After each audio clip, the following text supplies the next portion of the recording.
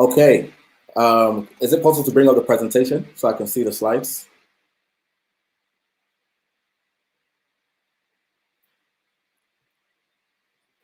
Okay, everybody, thank you for joining us. Welcome to Resilient Through Recession.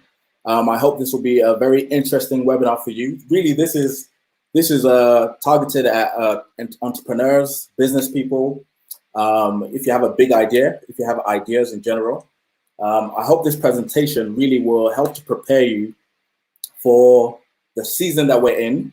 We're in a recession, or we're about to be in a recession due to COVID-19. And people are wondering what to do. People are very fearful during the season. But really, I think we should be very optimistic. And as we go through this presentation, I'll explain why as well. So if you can move to the next slide. So yeah, so just a quick intro. Then I'll talk about the ways that I think we need to be during this season. And then a few recommendations about things that we need to do. All in all, it's going to be about 10 recommendations. 4 of them are going to be about how we need to be, and then the other 6 are the things that I'm recommending that we need to do. So a bit about myself. I wear different hats, and basically I'm a creative lead. I'm also a father of 2 and a husband of 1 wonderful wife, very wonderful wife, in fact. I'm so blessed. So we thank God. If we can just move on to the next slide so we can get straight into this. So I've been blessed with the opportunity to work on or with some world-leading international brands, as well as some leading national brands. So for example, like Microsoft, to also the NHS, which in the UK is the National Health Service.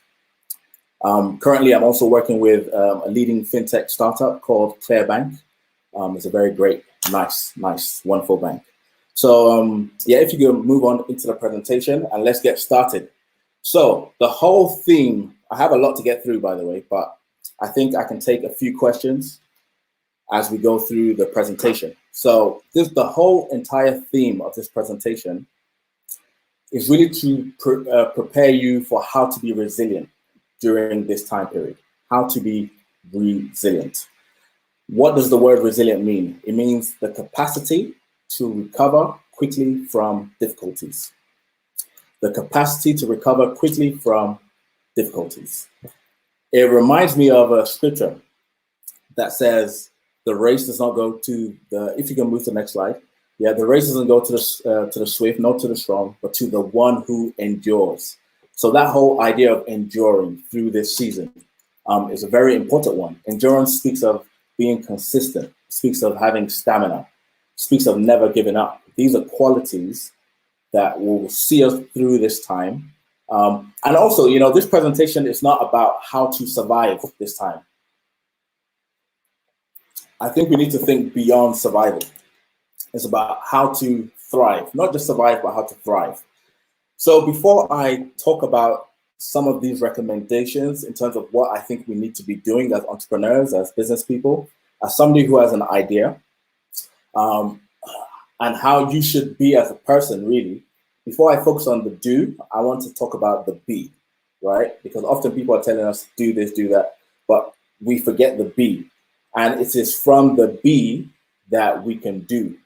And what do I mean by be? I'm talking about the way you are as a person, right? The attitude you take on, your mindset. All these things impact how you'll conduct yourself during the season and how you'll see the season altogether. You know, so just a quick introduction or story, should I say. Some years back, I used to play tennis, and I used to play with these 2 friends. We'll call one Remy, we'll call the other Femi. Remy is a short guy, very determined, right? So whenever I'm playing tennis against him, it doesn't matter how well I'm performing. It doesn't matter if I'm 1 point from victory. I must be on my toes because Remy is coming back, right? Remy was a resilient person. He really captures that spirit. And, you know, his tennis hero was Nadal, who you can see in the background in the presentation. And if you know anything about Nadal and his playing style, Nadal goes for every ball. You know, he doesn't wait for anything. And that's what makes him so tough to play against. However, my other friend, Femi, he was tall, but he was a bit, you know, slow, a bit not so resilient, let's say. So we'll call him Fragile Femi versus Resilient Remy. And when I was playing against Femi, I didn't want to win too soon, right? I didn't want to bring my A game too quickly. Why? Because if I was winning, he would be discouraged. And if he was discouraged, then he wouldn't play his best. And if he's not playing his best, then it's not much of a game, right? So as soon as he was losing, you could just see in his game, he was like, he gives up already. Whereas Resilient Remy, you always have to be on your toe. Now, Resilient Remy, if you see this cup, right, how would you describe this cup? Remy would describe this cup as half full. Femi would describe this cup as half empty. If you lifted up the water and it was almost at the top, you would still say, Femi would be like, it's not full, it's not quite full. And if the water was towards the bottom, he would say it's basically empty. Whereas Remy would look at this as almost full. Even if it was low towards the bottom of the cup, he would say, this cup is ready for filling. So the key thing I'm trying to highlight here is the importance of attitude to take us through this season that we're in. Your attitude and your mindset makes the world of difference. There's a great quote here, and it says, nurture your mind with great thoughts. Nurture your mind with great thoughts, for you will never go any higher than you think. You'll never go any higher than you think. As a man thinketh, so he is. So it's really important for you to put good thoughts into your mind, read the right books, listen to the right people, and just get your mind in the right frame, right? This is an opportunity. This is not the world. This is not the sky falling down. Now, in case you do struggle with having a positive attitude, because it's easy to just tell somebody have a positive attitude, but how do I go about developing this resilient, positive attitude? So I have 4 tips relating to how you can improve your attitude. Tip number 1, remove negative speech, such as can't, from your language, and replace it with how can I. So what am I saying here? So maybe you're supposed to arrive somewhere. You're like, oh, I cannot make it on time, or I was late, or something like that. Think to yourself, how can I, right? By changing your language, you're programming your mind to think positively, to think of solutions. You're empowering yourself. The word can't is like a full stop. I can't, right? It's almost defining your personality. You cannot. Whereas if you reframe it as how can I, now you're bringing solutions to the table. Another very important point relating to attitude is stop making excuses. Stop making excuses. It's very important. Take responsibility for everything. Have you met somebody who has an excuse for almost everything? The problem with excuses is it really cripples you. It really disempowers you when you don't take ownership for something. You're not late because you didn't have enough time. You're late because you haven't managed the time, or you decided not to use the time in a certain way. This is what I mean by taking responsibility. Don't make excuses. 3, be solution driven. Now, as a creative, for example, I have to criticize things. I have to say, no, this needs to be improved. Let's do this. Let's do that. Let's take this strategy, or that's a bad idea, or something like that. But, you don't just want to be a critical person. You become somebody nobody wants to be friends with. So when you highlight a problem, also think of a solution. Whenever you think of a problem, it's actually a good thing to see problems, by the way. But when you see a problem, also think of the solution and bring that to the table. And the 4th point that I want to just quickly mention relating to attitude is to be grateful. Be grateful. Thank God for everything. Thank Him for the food. Thank Him for the drink. Thank Him that you're on this webinar. Thank Him that you have a Wi-Fi to join and enjoy this presentation. Thank Him for everything. A grateful mindset really adds positivity. And don't feel like you're entitled to things. Everything is a blessing. So I think that's all I have to say about having a positive attitude. The second thing is this, and this is a very important point. Probably every point I'm making here is very important in some way, depending on who you are. But move quickly. This is a time to prioritize speed over precision. Speed over precision. There's a book called Who Moved My Cheese? And in that book, it features 4 characters. There's 2 men called Hem and Haw. If you can move to the next slide. There's 2 men called Hem and Haw, and then there's 2 mice called Sniff and Scurry. And they live in this maze. And every day they go to this corner where there's a mountain of cheese, and they're enjoying this cheese every day. You know, good cheese as well. And they go to one day they go there and there's no more cheese because probably they've eaten all the cheese. Hem and Haw, they go to the cheese at the corner where the cheese was. And they're like hemming and haw. They don't know what to do. They're paralyzed. And they keep coming back to that same spot, thinking to themselves, maybe the cheese will come back one of these days. But Sniff and Scurry have a different mindset. Sniff is sniffing already for where is the new cheese? Where can we find the cheese? And Scurry is moving quickly. So the point I'm trying to make here is we need to make informed decisions quickly. Move quickly. The businesses that survive this season and even thrive during the season are the businesses who have made very quick decisions, navigated and positioned themselves for the times that we're in and for the times that we're going into as well.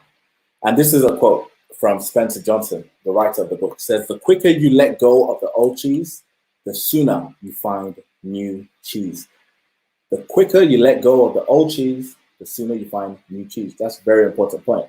Now, Fragile Femi has a different mindset altogether, right? He's waiting for the lockdown to be over. He's just been waiting, and he's been in analysis paralysis, analyzing everything. Oh, when is it going to be over? Resilient Remy now, he's taking a different approach.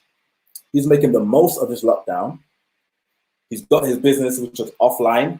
Now his business is online. You know, one thing I really noticed was, you know, there's some fitness trainers, and fitness training is a kind of one-to-one kind of thing. You like to be in the same space. However, a lot of fitness trainers have moved online, and I like the speed at which a lot of that happened. And if you have a business and you don't have a way of working online, this crisis should really be letting you know you need to move very quickly. The cheese has moved. And then also he's positioning his services for the time that we're in. So he's communicating to his clients and customers and letting them know how he can help them during this time. This is a tip as well. So I'm talking about moving quickly. There's a thing called the lean startup model, right? Is very common now, but at the time it seemed like a revolutionary type of concept. And the lean model basically says this: don't just build it something big, something expensive, taking all your time to create this precious thing, and then you hope that people will come to your website or to your products.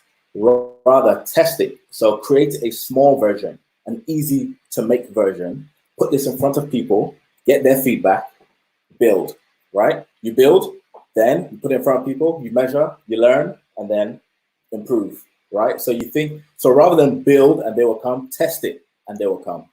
Build small versions of the ideas that you have and then put it in front of people's faces and then improve it over time. This allows you to move quicker. If you can move to the next slide. Okay, point number 3, quantity over quality. This is very difficult for me to say. Quantity over quality. And why is this difficult for me? Because as a creative consultant and as a creative designer myself, quality is very important to me. I hold it very dear. However, this is the time for quantity. If you move to the next slide, I'll explain what I'm saying basically. I'm basically saying be more experimental, do more experiments. Fragile Femi is thinking very deeply about his one idea. And you know what? Femi doesn't even share his idea with anybody because it's all in his mind. It's so precious to him. He's afraid that you might even steal his idea. Nobody cares about his idea. Nobody knows about his idea. But in his world, it's so important. Resilient Remy is taking a different approach. He is creating 100 versions of his one idea. Can you believe that? Right?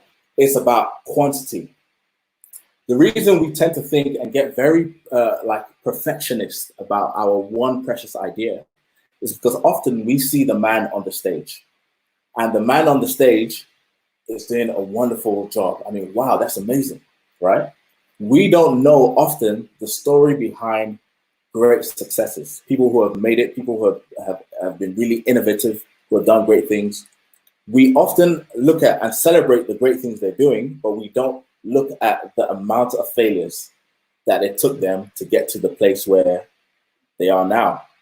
So really, we have to change your mindset to recognize failure is part of the journey. It's just like failure. It's good to fail. It's fine. You're failing because you're getting closer to success. And I like the way John C. Maxwell puts it. He says the difference between average people and achieving people is their perception of and response to failure. If you can move to the next slide, there's a very important quote that I want to share with you. It says the average child falls approximately 200 times before they walk successfully. Now imagine if every time a child falls down, we go to that child, oh my days, you fell, oh, you know, he just fell, it's fine. He's learning to walk. And Richard Fenton, the person who I got this quote from, there's a book called Go for No. And I like the principle in the book because it changes our mindset. The whole idea of go for no is kind of like based on a sales. Has anybody here tried cold calling? When you're calling clients, say, please, can you buy, please, they keep shutting you down, yeah? Please, I have this, can you buy this? And it can get demoralizing to get all those rejections. No, no, no. So the way Richard is recommending we should approach no's is that rather than go for the yes, go for the no's. So at the start of the day, you say to yourself, today, I'm going to go for 50 no's. And so at the end of the day, you feel like you've achieved, right? You've changed the way you think, the way you view failure. It's about consistency, and that's resilience. And so the fourth and last point relating to how we need to be is be creative. Be creative. If you can move to the next slide. So be creative. So Fragile Femi is doing things the way they've always been done. He really can't think beyond that. What he sees is, you know, whereas resilient Remy, he looks at things and he says, I wonder, how can this be done differently? How can this be done differently? You see, one of the secrets of creativity is simply to copy and improve. Often we're thinking of an idea in a vacuum. We're thinking of this eureka, this amazing thing that doesn't exist. But actually, the way to think about it, if you want to be creative, is think what exists, how can I improve it? For example, you can have a broom, and then you can have another iteration, a brush, and then another iteration, a vacuum, then another iteration, a Dyson, you know? So this is the way we can be creative. So now, if you're saying to yourself, or you're thinking, I'm not really a creative person, or I think, but I'm not that creative. So here are 6 ways that you can be creative. Number 1, connect with creative people. So get in touch with myself. If you know somebody that's creative, just talk to them about your idea or what you're thinking.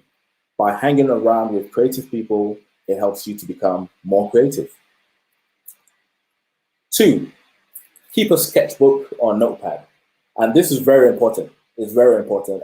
You can use your phone, but always be ready and be in a posture where you're ready to capture an idea, because ideas come like this. They don't really give you that much time. They come like a revelation, you know, but by carrying a notepad, you're always ready to capture those ideas. 3, change your environment. So if your room is very messy and you're a bit stressed because of all the mess, you know, either you clean your room or you go for a walk or go to a different location. This can help you to be creative. 4, read the Bible, pray, and listen. This is very important. You see, God is the ultimate creative. In fact, we call him the creator. And when you spend time with the Lord in prayer, or when you're opening the scripture and you're reading the scripture, it really sparks your mind. There's been so many great inventions and things that have taken place from people who are reading the Bible or who study the Bible. So that's a top secret nugget in there for you. Get a blank piece of paper and just start writing and doodling. So you're like, I'm not creative. Just get a blank piece of paper. Just start. See what happens. And lastly, 6, create multiple solutions to one problem. There's a workshop exercise that I really like, and it's called Crazy 8s. And what I really like about the exercise is that you have a challenge. For example, it's how do we design this homepage? And then you tell everybody in the room to fold their paper into 8 and to write or draw or design 8 ways of creating that same solution. Before you know it, you have lots of ideas. And so by having many different solutions, you find that you become more creative by forcing yourself to come up with more than one solution to any challenge. Okay, so that was a summary of the things that I'm recommending in terms of how you need to be. Have a positive attitude. That means change your speech, remove excuses from your language, offer solutions, and be grateful. And then prioritize speed over precision. Don't allow yourself to be crippled by perfectionism. And the businesses that are moving quickly are the ones that are succeeding. Quantity, number 3, quantity over quality. Be more experimental. And lastly, be creative by asking yourself that question, how can you do things differently? Okay, now let's talk about the things that you need to do. The things that you need to do during this season. If you can move to the next slide. So number 1, we're on point number 5 now. So order your money. And by this, what am I saying? I'm saying get your money in order. Automation is your friend. If you move to the next slide, in the next slide, there's a picture. And this is just a recommendation of how you can put your money and assemble your money together. When you receive your paycheck at the end of the month, make sure you have at least these 4 categories. You can have more than these 4 categories, but these 4 categories capture everything else. 1, your expenses. 2, a save account. 3, your spending. And then the 4th account is a give account. And you divide it up into 50% for expenses, 20% for save, 20% for spending, and 10% for give.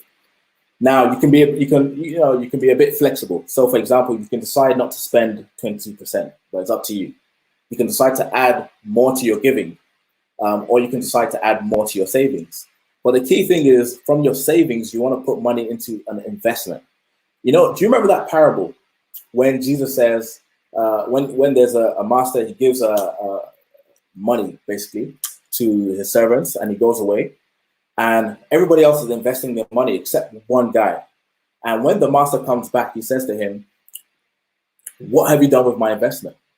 And he said, "Oh, I did nothing. I just hid it in the ground because I was afraid." Right? And the master says to him, "The least you could have done was to put it in an investment ISA. That's the minimum you could have done. You could have put the money into an account that would grow by itself." And so when I talk about automation, I'm not referring to you budgeting or creating a hefty, but some people struggle with numbers. I'm one of those people. I don't really like long budgets and all that kind of stuff, to be honest. But with automation, you can go to your bank account, because most accounts now will allow you to open different savings accounts. And you can set it so that at a certain time of the month, maybe the 1st of the month or 2nd, your money, 50% of it goes here, 20% goes into your savings, 20% goes into your spending, 10% goes into your tithes, your offerings, your donation, your gifts. This is very important because you might be quite busy, right? As an entrepreneur or somebody who has ideas, you're probably quite busy. But this takes away from you having to think, because it's automated. The machine is putting your money in the right place for you at the right time. So when it comes time for you to invest, when you're ready to invest, at least you've been putting the money aside. Or perhaps it's already putting the money into an investment account for you. So that's one of the things I recommend. In Robert Kiyosaki's book, Rich Dad, Poor Dad, which has changed many people's lives, I recommend you read it if you haven't read it. He talks about pay yourself first. And I struggle to understand that concept. And so I think the best way to understand it is to say, pay your future self first. And your future self is what you're doing in that savings account, right? The money that you're making, you're putting it into the future. Fragile Femi, now he lives paycheck to paycheck. He's always one paycheck away from doom. And that's why this period of time is very, very scary. Whereas Resilient Remy, he's automated his money, he's paying his future self, and he's checking his accounts monthly just to make sure everything is okay. Just checking in case he wants to tweak how it's automated, perhaps. So remember to automate your money. Point number 6, additional passive income streams. I love this point. In fact, I think I'm going to create a book for my own benefit as well, just on passive income streams. Now, passive doesn't literally mean passive, as in you do zero. Yeah, some lazy people out there are thinking, yeah, passive. Oh, I like the sun. Some people just woke up from their couch just right now. I love the idea of passive income. I love the idea of passive income. But passive income is not passive. It requires activity. You reap what you sow. Yeah, there must be a sowing. So Fragile Femi during this time, because he's trading his time only, he's always just above broke. Resilient Remy, on the other hand, on top of his job, he has investments and he has a whole range of side hustles. And I encourage you to have that mindset during this time period. Think of other things, other ways to increase your income. So here's an example. During this crisis, I've had a bit of extra time on my hand. And in fact, I've drawn up to like 50 or so different designs, like on my sketchbook right next to me. Look. Yeah, so I've been doing lots of doodles and lots of, I'll give you enough time to enjoy that. Yeah, I've been doing lots of doodles and just different side fun kind of stuff and thinking out loud, being creative. One evening it came to me that this is such an iconic period of time, 2020. So I thought, let me create some emojis that capture this season, this period of time that we're in. And so I worked all the way throughout the night, all the way to 7 a.m. I created this nice design piece that I find quite funny, but also quite historic. And so after I created the design piece, I put it on a print-on-demand website. Print-on-demand website allows you just to upload a design, and then they can print it onto merchandise like shirts, books, all kinds of stuff, and people can buy it from there. Now, that's a good example of a passive income stream. Yes, the profit margins are not amazing, but it's a decent, the fact that I can sleep, wake up, and then I've made some money. And I've sold, this is about 2 weeks ago, and I've sold about over 40 products or items, small items, but I've sold over 40, and that's positive.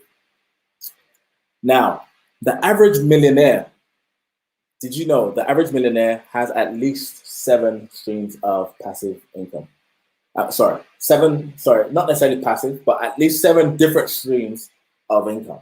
So I'm not saying it's these 7 that I'm putting in the presentation. However, just look at the 7 here and think to yourself, can you have any of these 7s? Or how many of these do you have? A job? Are you investing in property? Are you investing in stocks and shares? By the way, stocks and shares is not that complex. There's lots of platforms that make it easy for you these days. I used to think it was complicated. Ebook, a business, affiliate marketing, which is when basically businesses need customers. You give them those customers and they give you a tiny slice. Online course. Think beyond just the one source of income that you have and think of how you can diversify.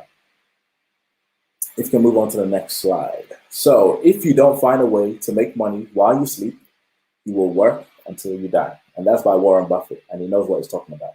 Now, I don't actually have a problem with working until I die because I actually enjoy work. And I actually believe man was made to work, but in God's vineyard, right? So it's really about how you work or what you work on or who you work with, for example. So it's about having more control and more flexibility. So I've listed here some examples of passive income ideas, just in case you're thinking, oh, what's this passive income thing? I don't know what to do. This might not help you know exactly what to do, but just take a screenshot of all these ideas here. You can have an ebook, training course, print on demand, as I mentioned. Also offline things like a rental property. You can rent a property and then rent that property. You can have a car and rent that car.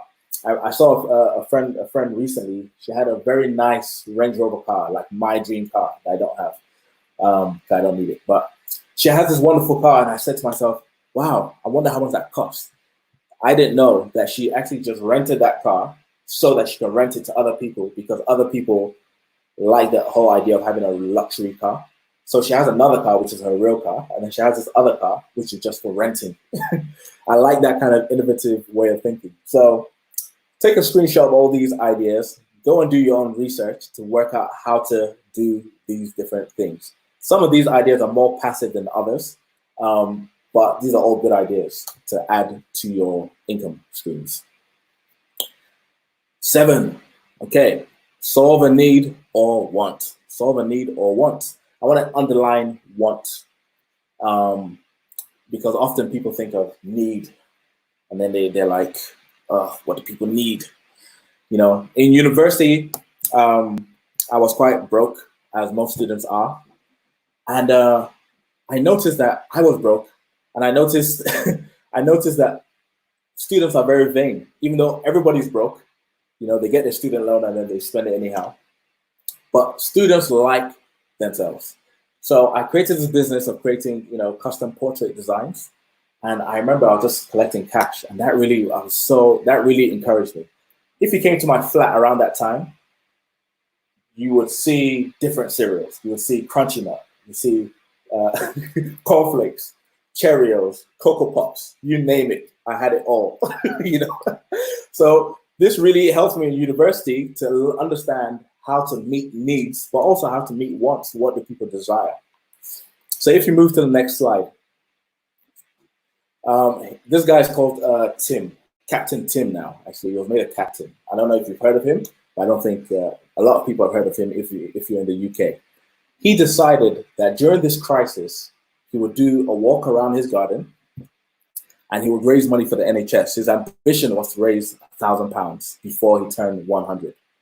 Now, people were captivated by his story. And by the way, this tells you the importance of a story, of a narrative, your own business brand. What story are you telling people? How much money do you think he's raised? Today, he's raised over 30 million. Over 30 million from walking in his garden, because people just really people bought into his story. People like the fact that he was trying to solve that need to help the NHS during this period of time. And by the way, he's going to be knighted as well very soon. So the Queen is going to knight him. It's amazing the things that have come from just him going for that need in a small way. And you know, this highlights the importance, you know, don't despise humble beginnings. Don't say to yourself, oh, I'm not that other guy. Do your thing and just be consistent with it.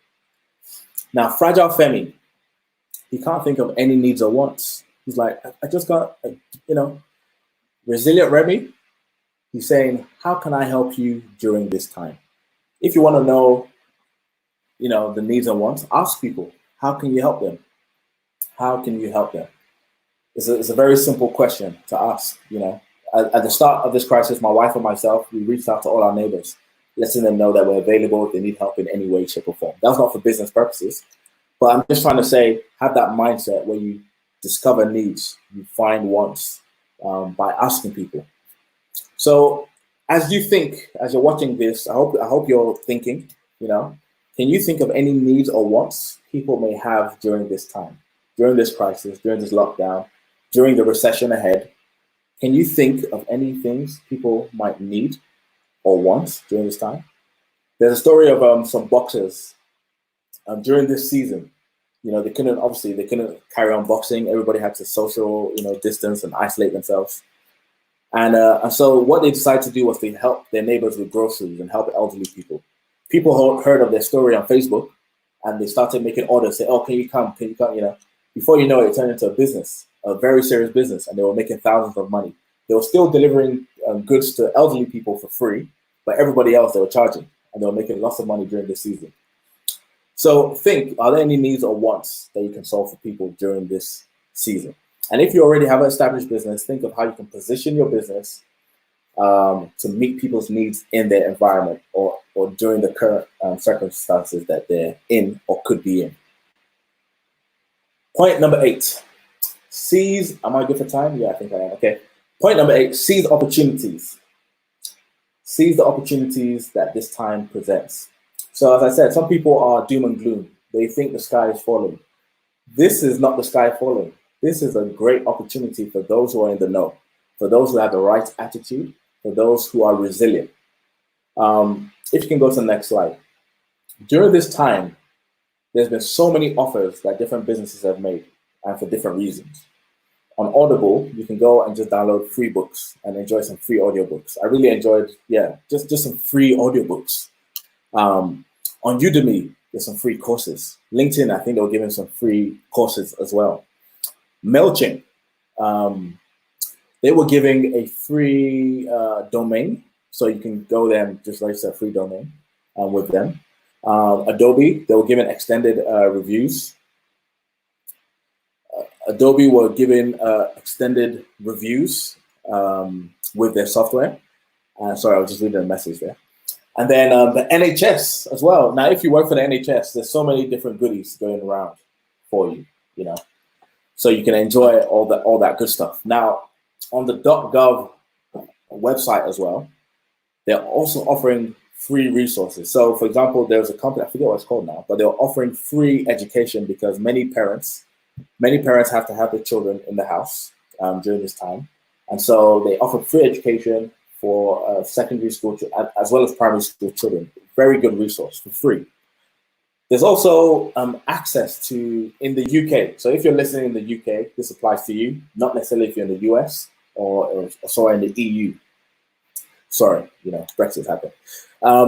But anyway, which is a good thing. But anyway, access to cash.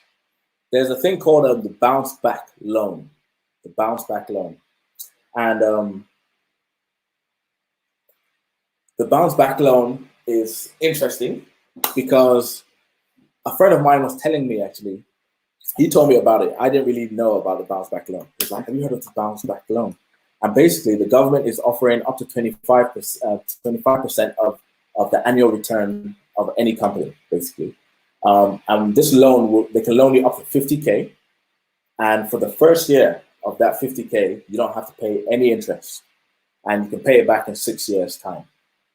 And some people are literally going online because it's self-assessment as well. So you go online, some people are writing, and the next day or in the next 2 days, they're receiving lump sums of cash in their account for them to use as an investment or to do different things. There's also business rate relief. So if that applies to you, maybe you have a shop or something. And if it applies to you, you can get relief during this time period. So the point I'm making here is this. Many companies are offering many discounts, many deals, many opportunities.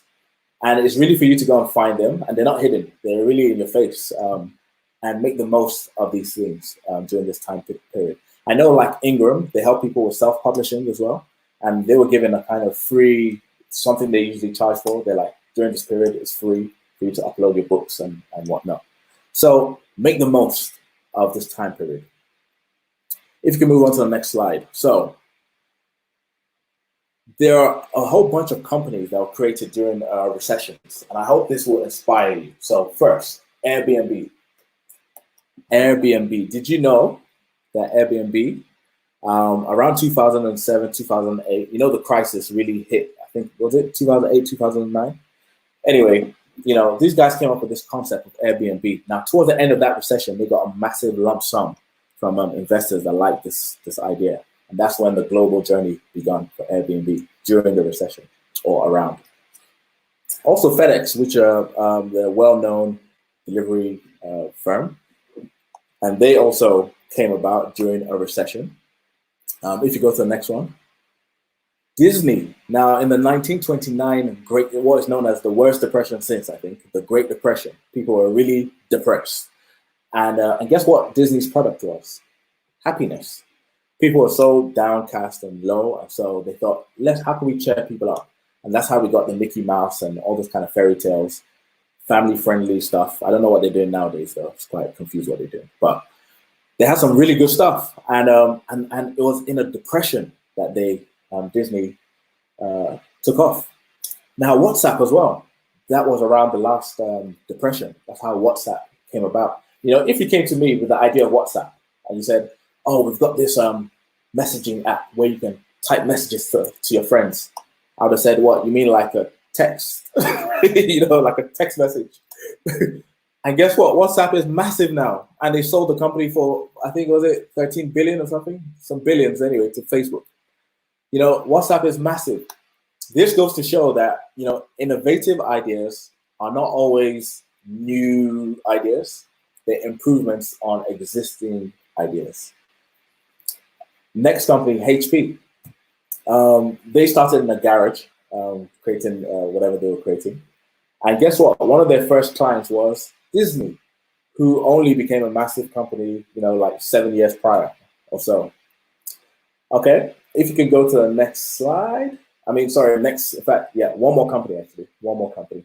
Microsoft. Can you believe it? During a recession. So I hope you're inspired to know that if you do have this business idea, you have this idea, don't go and bury that precious idea in the sand during this time period. This is an opportunity for you to really rebrand yourself, push yourself out there. Fragile Femi, he's waiting for this season to be over. He's still waiting for things to pass, and he's hoping that things will return back to normal. I have some news for Femi. He's not going to like this news. Things are never going to return back to normal. The cheese has moved. It's a new season. Businesses are moving online. Things are changing very fast, and you need to change with the times. Resilient Remy, he's actively seeking opportunities this season, and he's learning new things. He's tapping into all that free education. He's going on YouTube, he's learning new things, and he's preparing himself for the new world. He's not fantasizing the way things used to be or the way he wishes things were. So now is the time to make that transition. So now we're drawing towards a close. I don't know if you have any questions, but if you do, feed it through, feel free. Or maybe you can take it, capture it, and then answer at a later stage. So rebranding and marketing. This is very, very important. I talked about Captain Tim earlier, right? And that was the whole idea of telling your story. And not just any story, you need to be able to tell people how you are beneficial to them during this season. How are you helping them? Often people think of branding as just a visual exercise, and branding is not just that. It's about how you tell your story, how you present yourself. That's the visual side of things. And it's also about the promise that you make to your customers or your potential customers. When they come to you, what experience will they receive? What guarantees will they receive? What is that one thing that you are better at delivering than anybody else in your own niche? So if you move to the next slide. Okay. If you go to innovatelab.com/resources, we have a great resource on there called The Art of the Narrative, and it's a free PDF. It's a free PDF, and it will help you, understand the importance of shaping your own narrative and telling your own story to your own customers and positioning your business to be more interesting to people during the season. I like what Simon Sinek said. He said, people don't buy what you do, they buy why you do it. So when you tell your story about your business and you tell people about your business, make sure they know the why, because it's the why that people buy into. And also emphasize what's in it for them, not just the why, right? Tell them the why and tell them what they get, how you are solving their problem, not how they're solving your problem, right? Fragile Femi, he's created a book. In fact, Femi doesn't really, he hasn't created a book, but let's just say he created a book. He would say, buy my book, please, please, please buy my book, right? But Resilient Remy, he's thinking about, how does this book solve your problem? And that's the conversation he wants to have with you. Now, the book in the middle there is actually a real book. It's called How We Love Our Hair, and it's coming out in a month or two. You can check it out on howweloveourhair.com. And I like this snippet from the website. It says, if you want her to learn confidence, hair education, and hair love, then keep reading. It's a better way of presenting the message, don't you think? If you go to the next slide. Let's move to the next slide. So yes, we're the ones presenting this webinar, and of course, we deliver branding services for your business. So if you are thinking of having that polished new website, if you are thinking of how can you tell your story, how can you get yourself and your narrative out there, how can you make yourself relevant and position your products, you want to get in touch with us, and we'll see what we can do to help you. We also provide software development, and we have very talented developers as well. And we have marketing services. All this designed to help entrepreneurs just like yourself. And also, in fact, we have a kind of, should I call it special offer? I don't know if I should call it special offer because it's pretty much free. It's a free consultancy session. But all you have to do, we're going to offer it only for this season because we feel like there is a special need during the season. There is a special need during the season. And so we want to offer you a free consultation, right? But you have to say the code word resilient so we know what where you're getting this offer from. And we'll give you this free consultation free of charge, and we'll explore your challenges, how you can ride those waves, how you can thrive this season rather than survive, right? So get in touch with us if you do have any of these challenges, or if you just want to find out what we've done for other people or what we can do for you. And also, don't just go and ship your project to India or China or something like that, Get in touch with us, right? And see what we can do for you. Great. So that's enough of that sales pitch. If you move to the next slide, and that's, I think I'm moving to the last and very, very important point. Very important point. And this is for you to partner with someone.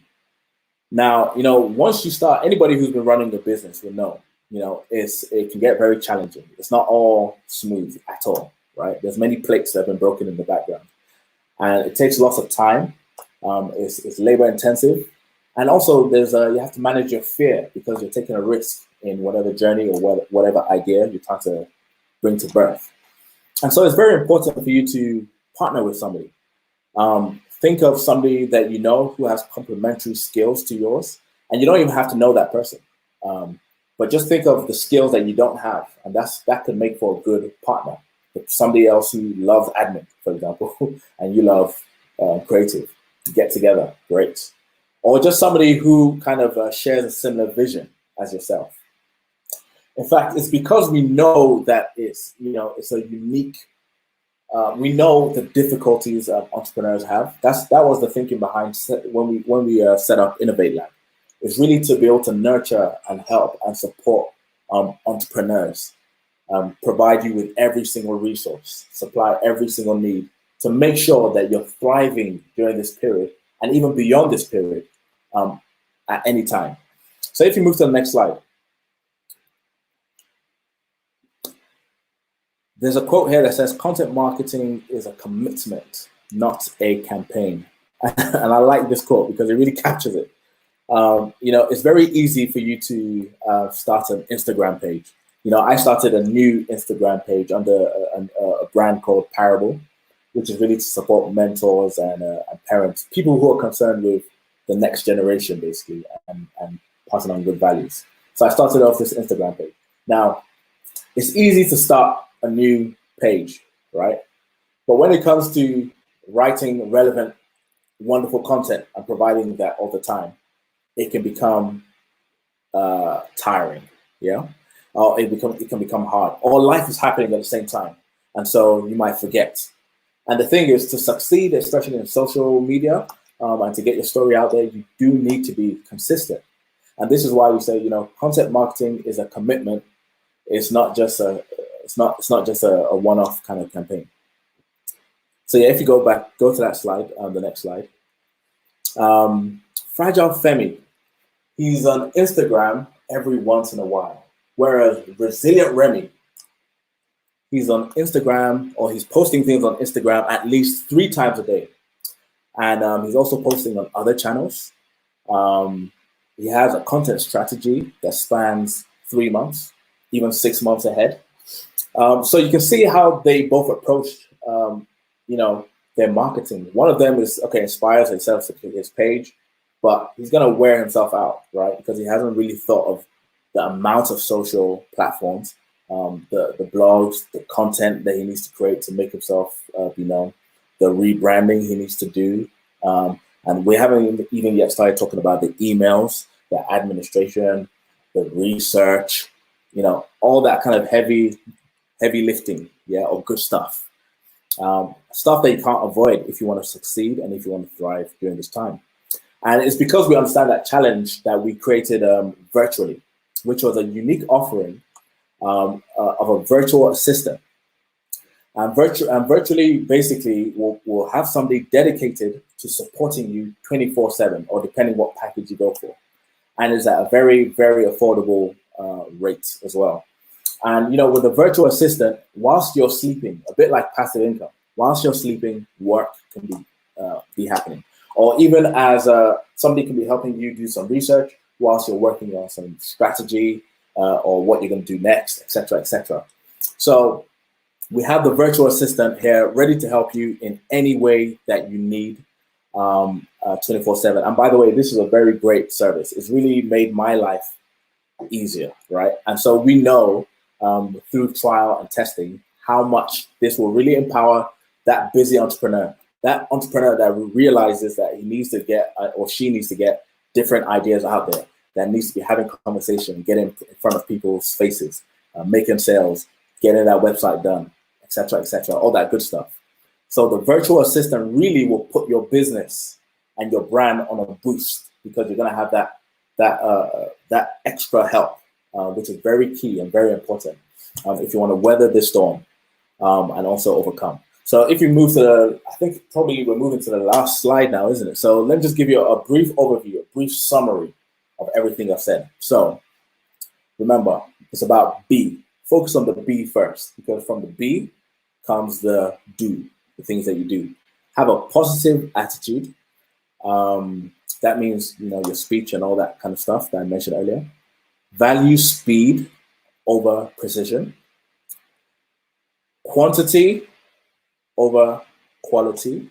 Now, I didn't say don't go for quality. Yeah, I don't want to be misquoted. I'm a big fan of high quality. However, go for quantity, right? Be more experimental. Many ideas generate. And then be creative. And be creative, I mean, ask the question, how can this be done differently? How can this be done differently? And then the do points are related to order your money, right? Automate your money. You don't have to manually, budget and deal with every aspect of your money unless you love numbers. Automate your money so that you're paying your future self and your money is being allocated as it comes into your account. Consider additional passive income. I say consider, but really it's not optional. This is the way you need to be thinking. You need to have additional passive income.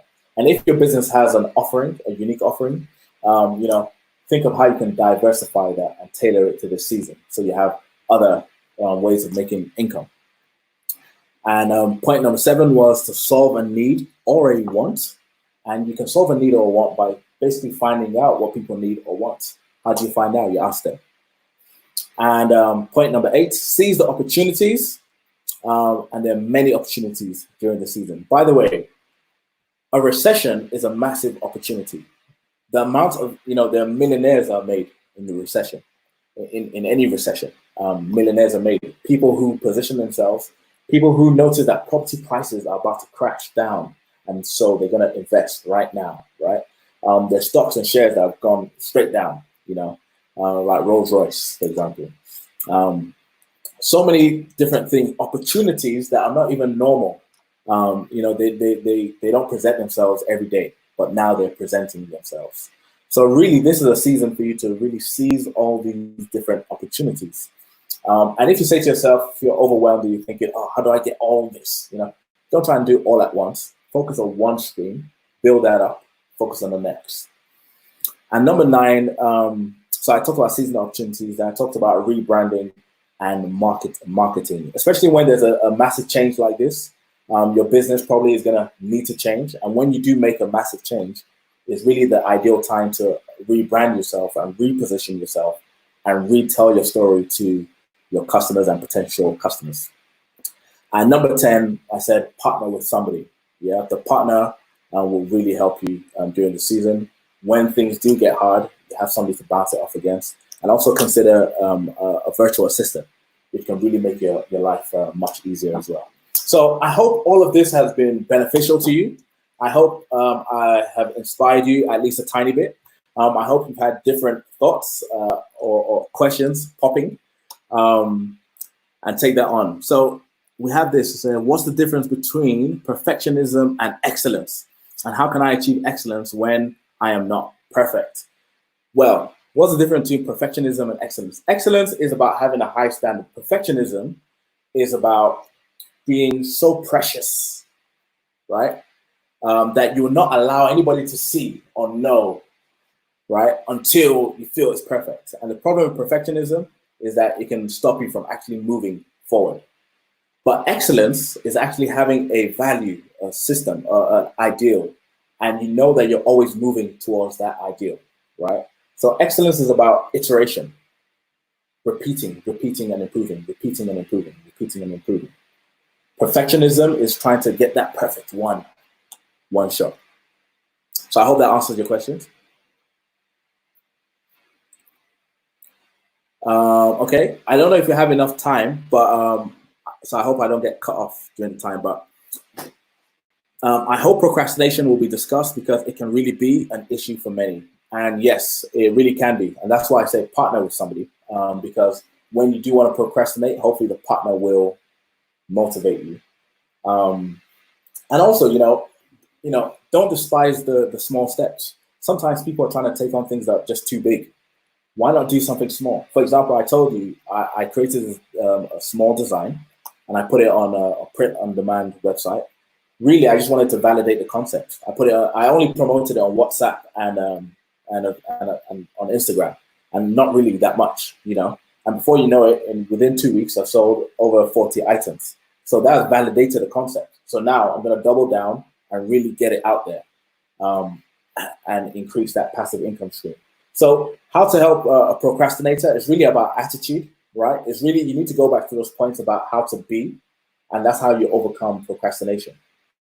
Nobody else can overcome it for you, to be honest. You just need to have a drive, and do those small steps, not just the big steps. Do you have any other questions?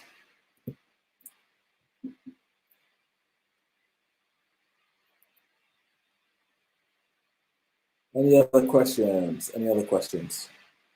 Okay, and I guess that's it for now. So so get in touch with us.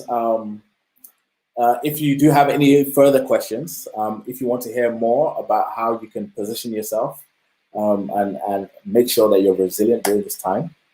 And also, if you have some idea as well that you want to bounce, we're also always available just for that consultation and just that kind of ideation. We're really into that. That's really our passion, to be honest. So thank you so much for your time, and I've really enjoyed putting this presentation for you. I hope it's been helpful. I hope it's got some ideas and some creative juices happening in your mind.